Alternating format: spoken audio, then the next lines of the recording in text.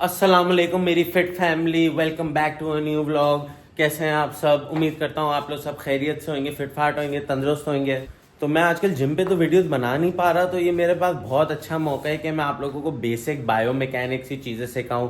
पहले मैंने junk volume की एक वीडियो बनाई थी, फिर मैंने मोमेंट आर्म का पार्ट 1 किया था और पार्ट 2 मैंने आप लोगों को बोला था मैं आप लोगों को बना के दूंगा और उसमें एग्जाम्पल जो है कोई और करेंगे। सही है, तो आज मोमेंट आर्म का पार्ट 2 की वीडियो है और इसमें आज बाइसेप का एग्जाम्पल नहीं है। पहली वीडियो में बाइसेप का एग्जाम्पल दिया था, इसमें आज मैं आपको किसी और चीज़ का एग्जाम्पल दूंगा। सही है, कि आप लोगों को एक अच्छी सी अंडरस्टैंडिंग हो जाए मोमेंट आर्म क्या है। और अगर आप लोगों को कुछ चीज़ समझ नहीं आ रही तो यार ज़रूर कॉमेंट करके दें, आपका भाई के पास जितनी नॉलेज है आपके साथ ज़रूर शेयर करूंगा। तो बगैर देर किए वीडियो शुरू करते हैं। अगर आपने अभी तक पंप विद नसर को सब्सक्राइब नहीं किया हो तो जल्दी जल्दी जल्दी सब्सक्राइब का बटन दबा दो, लाइक कर दो, कमेंट कर दो, शेयर कर दो कि हम इस साल से पहले 1000 सब्सक्राइबर पे पहुंच जाएं। और मैंने वादा भी किया हुआ है आप लोग से कि 1000 सब्सक्राइबर पे मैं आप लोगों को गिव अवे करूंगा एक चीज का, और वो है क्रिएटिन। पहले भी आप लोगों को बोला है मैंने कि क्रिएटिन का पक्का वादा है, 1000 सब्सक्राइबर्स पे क्रिएटिन का गिव अवे करूंगा मैं। तो वीडियो शुरू करते हैं मोमेंट आर्म पार्ट 2 से। सही है, तो मोमेंट आर्म क्या होता है मैंने आप लोगों को पिछली वीडियो में भी बताया था कि मोमेंट आर्म आपके जॉइंट्स से लेके जो आपके रेजिस्टेंस है ना उधर तक का जो डिस्टेंस है ना वो मोमेंट आर्म है। मैंने बाइसेप की वीडियो बनाई थी, अगर वो आप लोग जाके देख सकते हैं अगर आप लोग ने नहीं देखी। आज जो हम लोग कर रहे हैं ना वो मैं स्क्वाट, बेसिकली स्क्वाट हमारा आज का एग्जाम्पल है। और स्क्वाट पोजीशन में मोमेंट आर्म हम लोग ढूंढेंगे कि मोमेंट आर्म क्या है, सबसे बड़ा मोमेंट आर्म किधर है। मैंने आप लोगों को ये भी बताया था longer the moment arm more resistance. Resistance मतलब टेंशन। सही है, मतलब टेंशन सबसे ज्यादा टेंशन किधर होगी, जहां सबसे लंबा मोमेंट आर्म होगा। सही है, तो अब जब इंसान नेचुरली स्क्वाट करता है तो देखिए मैं अब आपको एग्जांपल देता हूं। मैं यूं स्क्वाट करने गया, सही है, तो अब जब स्क्वाट करता है इंसान तो उसका मोमेंट आर्म किधर होता है। अब सबसे पहले आपको पता करना है कि आपके जॉइंट्स कौन से इन्वॉल्व हो रहे हैं। सही है, तो स्क्वाट में आपका हिप जॉइंट इन्वॉल्व हो रहे हैं और आपका नी जॉइंट इन्वॉल्व हो रहे हैं। सही है, दो किस्म के जॉइंट्स जो है आपके इन्वॉल्व हो रहे हैं, हिप जॉइंट और एक नी जॉइंट, जब आप स्क्वाट कर रहे होते हो। अब जब इंसान स्क्वाट करता है ना तो वो मूवमेंट कैसे इनिशिएट कर रहा है ना उससे पता लगता है कि उसका अगर स्क्वाट हिप डोमिनेंट है या उसका स्क्वाट जो है क्वाड डोमिनेंट है। सही है, तो अब मेरा जो पर्सनली स्क्वाट है ना वो हिप डोमिनेंट है। नेचुरली अगर मैं स्क्वाट करूं तो देखिए मेरे हिप्स पहले पीछे जाएंगे और फिर मैं नीचे जाऊंगा, क्योंकि मेरा नेचुरली स्क्वाट का ये तरीका है। ये देखें, ये पहले मेरे हिप्स पीछे गए और फिर मैं नीचे जा रहा हूं। सही है, तो मेरा जो है ना हिप डोमिनेंट स्क्वाट है। और ये मैंने जो लाल या लाइन बनाई हुई है ना ये आपकी रेजिस्टेंस है। समझा आपने, बार अपने कंधे पे पकड़ा हुआ है, तो ये लाल जो डॉटेड रेड लाइन है ये रेजिस्टेंस है आपकी। रेजिस्टेंस आप नीचे, आपके कंधे पे रेजिस्टेंस है और आप नीचे जा रहे हो। तो जब मैं हिप डोमिनेंट स्क्वाट करता हूं ना तो ये देखें, ये लाल मेरे हिप्स आ गए और ये वेट आ रहे हैं नीचे की तरफ। तो ये सारा जो डिस्टेंस है ना ये मोमेंट आर्म है। और ये मेरे घुटने, ये नीज आ गए, ये आपके हिप्स आ गए। सही है, इधर भी कर देता हूं, हिप्स, ये आपके नीज आ गए।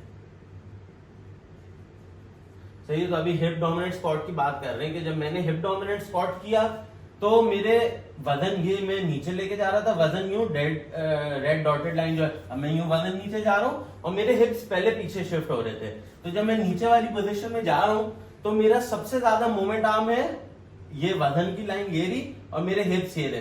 तो ये जॉइंट आ गया और ये रेजिस्टेंस आ गई, तो बीच में ये जो है ज्यादा लंबा मोमेंट आर्म है।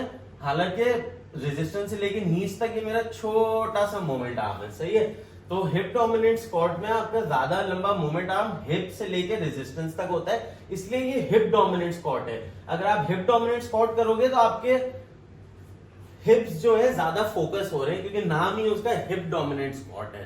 सही है, तो आपका ज्यादा लंबा मोमेंट आर्म आपके हिप से लेके आपकी लाइन ऑफ पुल ये रही रेजिस्टेंस, तो ज्यादा लंबा लॉन्गर मोमेंट आर्म आपका हिप से लेके यहाँ रेजिस्टेंस तक है। सही है, अब आ जाते हैं क्वाड डोमिनेंट स्क्वाट पे। अब क्वाड डोमिनेंट स्क्वाट का क्या मतलब कि कुछ लोग जो है ना नेचुरली ऐसे स्क्वाट करते हैं कि उन घुटने से इनिशिएट करते हैं, मैं घुटने से इनिशिएट कर रहा हूं, मैं नेचुरली कर नहीं सकता, ये मेरी मैक्स पोजीशन है, मैं इससे ज्यादा नीचे जा नहीं सक रहा। तो हिप डोमिनेंट स्क्वाट के लिए लोग क्या करते हैं, अपने हील के नीचे प्लेट रखते हैं। हील के नीचे प्लेट रखने से क्या होता है, मैं आपको दिखाता हूं।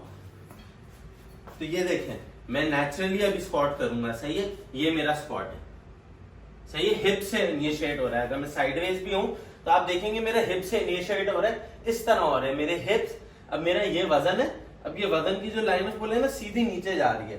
तो अब मेरे आप खुद देखिएगा हिप से लेके ये जो मेरा रेजिस्टेंस है इसमें ज्यादा लंबा मोमेंट आर्म है, ये देख सकते हैं। अब वजन ये रहा, सही है, वजन ये रहा, हिप्स ये रहे, तो ये वजन ये नीचे मोमेंट आर्म, यहां से ये रेजिस्टेंस आ रही है, यहां से यहां तक देखिए कितना लंबा मोमेंट आर्म है। और अगर यहां से यू रेजिस्टेंस नीचे ला रहा हूं, यहां से यहां घुटने तक बहुत छोटा मोमेंट आर्म है, सही है।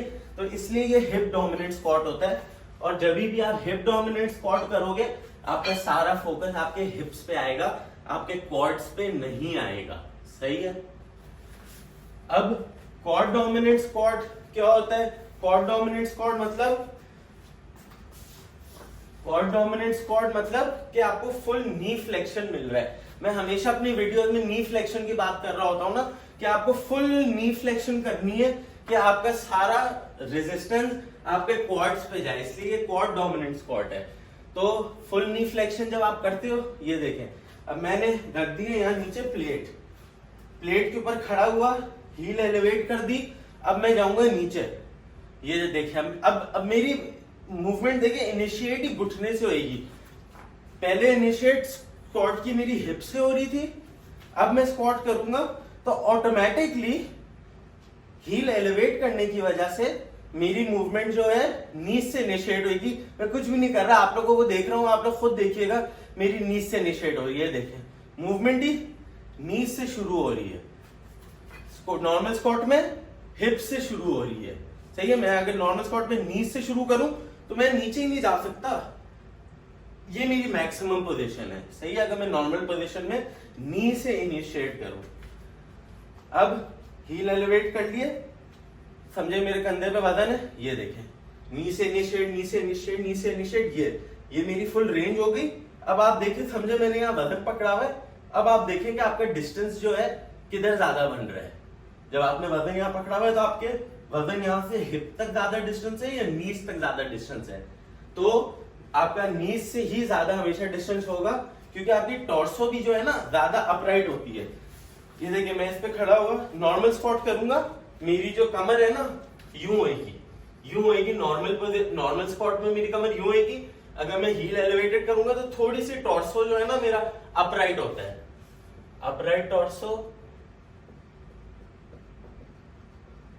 और ये थोड़ा और ग्राउंड की तरफ पैरेलल जा रहा है, 45 डिग्री कह लो यार, टॉर्सो, सही है, ये थोड़ा स्ट्रेट है। तो अब हम क्वाड डोमिनेंट की बात कर रहे थे, सही है। तो क्वाड्स का जो मेन फंक्शन है ना, क्वाड का मेन फंक्शन है, क्वाड्स मेन फंक्शन नी फ्लेक्शन, फुल नी फ्लेक्शन लिखूंगा मैं, और फुल नी एक्सटेंशन। तो अगर आप स्क्वाट्स कर रहे हो और आप चाह रहे हो कि आपका सारा वजन क्वाड्स पे आए, तो आपने ऐसा कुछ एक्सरसाइज चूज करनी है जिससे आपको फुल नी फ्लेक्शन मिले। फुल नी फ्लेक्शन मतलब आपके नीज आपके टोज से आगे जा रहे हैं। देखिए, मैंने हील एलिवेट कर ली, अब मेरे ऑटोमेटिकली नीज जो है ना टोज से आगे जाएंगे, ये देखें। अब ये रहे मेरे टोज, मेरी नीज देखिए किधर है, मैं इस एंगल से दिखा देता हूं, ये देखें, ये मेरे नीज है, ये मेरे टोज है, सही है। और लाइन ऑफ पुल मेरे कंधे के ऊपर है, तो कंधे के ऊपर से जब लाइन ऑफ पुल आ रही है, इतना छोटा सा मोमेंट आर्म है हिप से और इतना लंबा मोमेंट आर्म है नीज से। तो जिधर सबसे ज्यादा लंबा मोमेंट आर्म है उधर सबसे ज्यादा रेजिस्टेंस है। हिप डोमिनेंट में हिप से लेके रेजिस्टेंस तक सबसे ज्यादा लंबा मोमेंट आर्म है। तो अगर आप स्क्वाट कर रहे हो और आपकी हिप से इनिशिएट हो रही है तो आपका हिप डोमिनेंट स्क्वाट है। और अगर आप स्क्वाट कर रहे हो और आपका नी से इनिशिएट हो रहा है तो आपका क्वाड डोमिनेंट स्क्वाट है। और अगर आप नेचुरली नी से इनिशिएट नहीं कर पा रहे हो मेरी तरह, तो आप हील एलिवेटेड कर सकते हो। अब मैं बार के साथ भी आपको एक बार हील एलिवेट करके दिखाऊं कि आपको पता लगे कि किधर सबसे ज्यादा लंबा मोमेंट आर्म है। सही है, तो ये मैं आ गया, ये देख ले मेरी लाइन ऑफ पुल किधर है और मेरी नीज किधर है, मेरे हिप्स किधर है, सबसे लंबा मोमेंट आर्म किधर होगा। और मेरी कमर भी देख ले कितनी ज्यादा सीधी है। अगर मैं नॉर्मली स्क्वाट करूं तो ये देखिए मेरी कमर कितनी ज्यादा टेढ़ी है। नॉर्मल स्क्वाट में मेरी कमर यूं है, और मैं अगर हील एलिवेट करके फुल नी फ्लेक्शन अचीव करना चाहूं तो मेरी टॉर्सो ज्यादा अपराइट भी रहती है। तो टॉर्सो अपराइट रहने की वजह से आपके नीज आगे चले जाते हैं और मोमेंट आर्म आपका रेजिस्टेंस से नीज तक ज्यादा लंबा होता है। और अगर आप हील एलिवेट नहीं करेंगे तो आप हिप डोमिनेंट स्क्वाट करेंगे, आपका टॉर्सो जो यूं टेढ़ा होगा, टेढ़ा होने से आपके हिप्स पीछे जाएंगे और आपका मोमेंट आर्म आपके रेजिस्टेंस से लेके हिप्स तक ज्यादा लंबा होगा। तो हिप डोमिनेंट स्क्वाट में हिप से लेके ये रेजिस्टेंस है, ज्यादा लंबा मोमेंट आर्म है। क्वाड डोमिनेंट में ये रेजिस्टेंस है, ये आपके नीज है, ये हिप्स है, ज्यादा लंबा मोमेंट आर्म ये रहा, ज्यादा छोटा मोमेंट आर्म ये रहा। तो लोग बोलते हैं स्क्वाट्स बेस्ट एक्सरसाइज है टांगे बड़े करने की। एक तरीके से सही है, स्क्वाट्स बहुत जबरदस्त एक्सरसाइज है आपकी स्ट्रेंथ बढ़ाने के लिए। मगर अगर आप स्पेसिफिकली अपने क्वाड्स या हिप्स पे फोकस कर रहे हो तो आपने देखना है कि आप किस टाइप का स्क्वाट कर रहे हो। सारे स्क्वाट बस नॉर्मली स्क्वाट करने से ये मतलब नहीं है कि आपके क्वाड्स बड़े हो जाएंगे। क्यों? क्योंकि आपकी टेंशन ही ज्यादा हिप्स पे आ रही है, मोमेंट आर्म। तो ये मोमेंट आर्म सिखाने का मकसद है कि आपको पता चल जाए आप स्क्वाट क्यों कर रहे हो, आपका गोल क्या है। आप मुझे कभी भी नहीं देखोगे इस तरह बारबेल पे स्क्वाट करते हुए। क्यों? क्योंकि मेरा स्क्वाट ही हिप डोमिनेंट है, मुझे हिप्स नहीं टारगेट करने अपने स्क्वाट से। सही है, ओवरऑल स्ट्रेंथ टांगों की बढ़ रही है, ये वो, उसके लिए सब स्क्वाट अच्छा है। मगर अगर मुझे अपने क्वाड्स टारगेट करने सिर्फ, तो मैं नी फ्लेक्शन अचीव करना चाहूंगा, नी फ्लेक्शन, फुल नी फ्लेक्शन अचीव करना चाहूंगा। और वो फुल नी फ्लेक्शन कैसे होगी?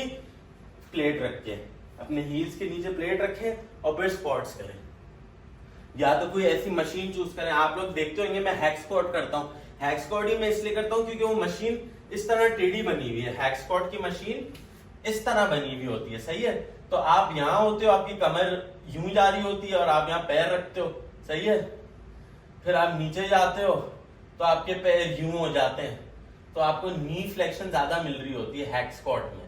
हैक स्क्वाट की मशीन आप लोगों ने देखा है किस तरह बनी होती है, मैं यूज करता हूँ। और फिर लेग प्रेस का भी यही एग्जांपल है। लेग प्रेस किस तरह हाँ, तो सॉरी यार, एकदम मेरे वीडियो फोन में ना मेमोरी आउट हो गई यार। इतनी लंबी लंबी वीडियोस होती है यार, मेमोरी आउट हो जाती है यार। सही है, तो हम बात कर रहे थे लेग प्रेस की कि लेग प्रेस कैसे होता है। हमारा सर यहाँ होता है, हमारी बॉडी यूं होती है और यहाँ प्लेटफॉर्म पे हमारे पैर होते हैं। सही है, फिर जब हम लेग प्रेस करते हैं तो हमारी बॉडी यूं होती है, ये प्लेटफॉर्म है, प्लेटफॉर्म जैसे नीचे आता रहता है तो हमारी जो टांगे हैं ये प्रेस होती रहती है यूं इस तरफ। तो ज्यादा लंबा मोमेंट आर्म होता है। आपका लेग प्रेस भी वही होता है। लेग प्रेस भी आप दो किस्म का कर सकते हो।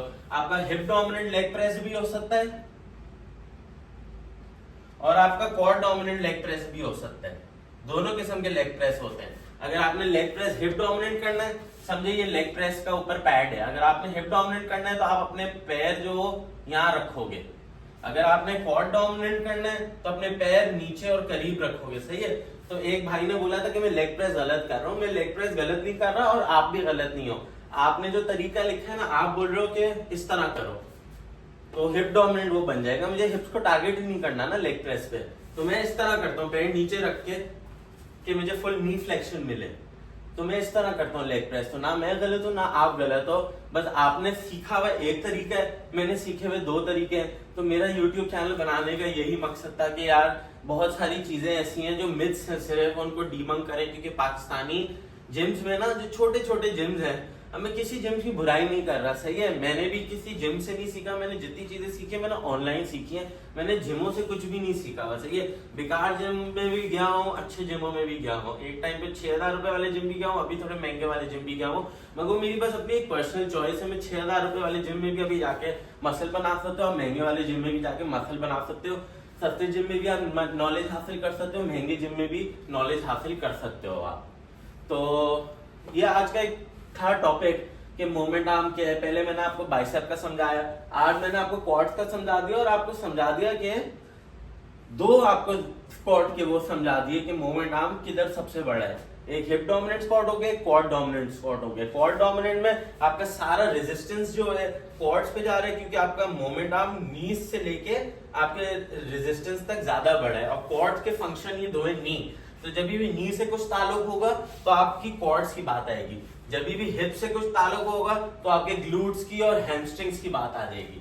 सही है। आप हैमस्ट्रिंग टाइप स्क्वाट भी कर सकते हो, मगर स्क्वाट नहीं हो जाएगा, वो आरडीएल हो जाएगा। क्या आपने यूं किया, सही है, अभी स्क्वाट तो नहीं है मगर इसमें आपको हिप फ्लेक्शन मिल रहा है, सही है, तो ये आरडीएल है।